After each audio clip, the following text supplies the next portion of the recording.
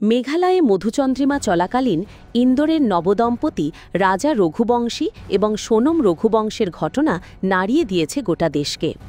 গত কয়েকদিন ধরে তোলপাড় ফেলে দেওয়া এই কাণ্ডে এবার নয়া মোড়। মেঘালয়ে মধুচন্দ্রিমায় গিয়ে খুনের ঘটনায় গ্রেপ্তার নিহতের স্ত্রী সহ 4 জন। বিয়ের পর স্ত্রীকে নিয়ে মেঘালয়ে গিয়ে খুন হন ইন্দোরের বাসিন্দা রাজা রঘুবংশী। নিখোঁজ হওয়ায় দিন কয়েক পর খাদ থেকে মেলে রাজা রঘুবংশীর দেহ। খোঁজ পাওয়া যাচ্ছিল না তার স্ত্রী সোনামের। অবশেষে উত্তরপ্রদেশের গাজীপুরে পুলিশের কাছে আত্মসমর্পণ সোনামের। দাবি পুলিশের, স্বামীকে খুন করাতে গুন্ডা ভাড়া করারও অভিযোগ। পুলিশের তল্লাশিতে জালে আরও 3 অভিযুক্ত। মেঘালয় পুলিশ জানিয়েছে যে সোনম রঘুবংশী নিজেই তার স্বামী রাজাকে হত্যার ষড়যন্ত্র করেছিলেন। অভিযোগ, তিনি মধ্যপ্রদেশ থেকে 3 জনকে ভাড়া করেছিলেন তাদের মধুচন্দ্রিমা চলাকালীন তার স্বামী রাজাকে হত্যা করার জন্য। কিন্তু নিজেরই স্বামীর এমন পরিণতি করার পেছনে কী ছিল কারণ? পুলিশ সূত্রে জানা গিয়েছে, সোনম রঘুবংশীকে জিজ্ঞাসাবাদের সময় জানা গেছে যে রাজ কুশওয়াহা নামে এক যুবকের সঙ্গে তার সম্পর্ক ছিল। রাজ কুশওয়াহাও এই ষড়যন্ত্রে জড়িত।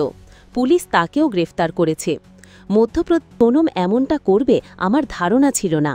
তিনি আরও বলেন, 2 মাসের মধ্যে সব হয়ে গেল। সোনমের শিলং যাওয়ার পরিকল্পনা ছিল। এত দ্রুত কিভাবে হলো বুঝতে পারছি না। মেয়েটা কিছুই বুঝতে দেয়নি। 4 দিন আমার বাড়িতে ছিল, কোনো ধারণাই হয়নি। রাজা রঘুবংশীর মা উমা রঘুবংশী বলেন, সে যদি নির্দোষ হয় তাহলে নির্দোষ প্রমাণিত হবে, যদি দোষী হয় তাহলে দোষী প্রমাণিত হবে। দোষীর ফাঁসি হোক, যারা এর সঙ্গে জড়িত তাদের ফাঁসি হওয়া উচিত। আমার আদরের ছেলে ছিল, এত ভালো ছেলে ছিল, ভাইয়ের সঙ্গে সব কথা শেয়ার করত। সোনম যদি ওকে ভালোই বাসত তাহলে ওকে ওখানে ফেলে যেতে পারত না। আমার ছেলেটা মরে গেল আর ওর গায়ে আঁচড়টিও লাগল না।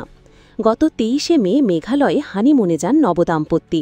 সেখান থেকে নিখোঁজ হয়ে যান তারা। 2 জুন রাজার দেহ মেঘালয়ের একটি হোমস্টে থেকে 20 কিলোমিটার দূরে একটি গভীর খাদ থেকে উদ্ধার হয়। তার শরীরের অদূরে পাওয়া যায় অস্ত্র ও মোবাইল। সেখান থেকে কিছুটা দূরেই তাদের ভাড়া করা স্কুটারটিও মেলে।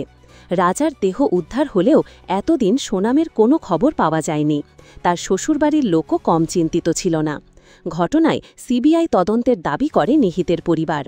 এর মধ্যেই স্বামীকে খুনের অভিযোগে সোনমকে গ্রেফতার করা হলো। জানা যাচ্ছে, হানিমুনে গিয়ে খুনের ছক আগেই हत्या करनी है राजा की, और कैसे वो किलास तक पहुंची। किलास को अगर जानती नहीं थी तो उनकी बातचीत यहाँ पर किससे हुई और उनसे सबसे पहले संपर्क किसने साधा? झूठे फंसा दिया भैया मेरे बच्चे को। 20 साल के बच्चे से कहाँ कार धरता है? वो ऐसा बच्चा है भैया, जैसे सब्जी कोई बेचता ना और उसके पैर में जूता चप्पल न हो, देख लेता तो अपने चप्पल जूता उतार के दे देता था।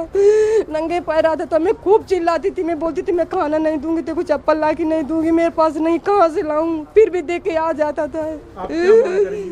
मैं सरकार से यही प्रार्थना करती हूँ, मेरे बच्चे को भगवान बेकसूर साबित कर दे। मेरे बच्चे से नहीं कर सकते भैया, नहीं हम मर जाएंगे, हम तीनों माँ बेटी जहर खा के मर जाएंगे, नहीं जी किसके सहारे।